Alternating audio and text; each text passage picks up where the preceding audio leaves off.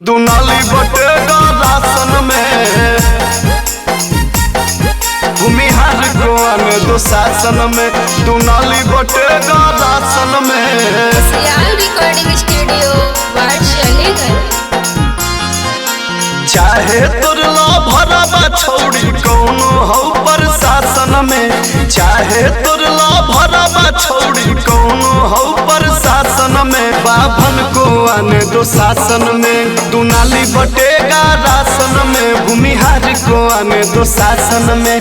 दुनाली बटेगा राशन में। दुनाली बटेगा राशन में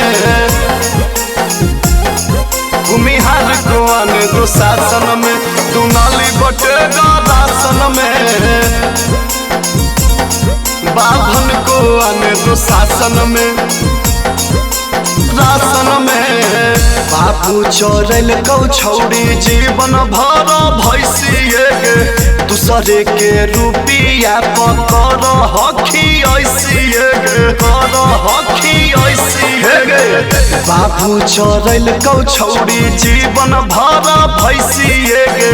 दूसरे के धन पर डार्लिंग कर हखी ऐसिए गे। ऐसिए गे कदे वो सीधा छौड़ी यही जा रहतो जे भी कुशासन में।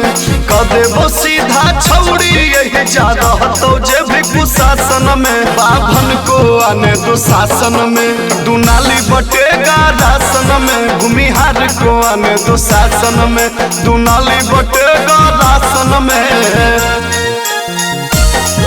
दुनाली बटेगा राशन में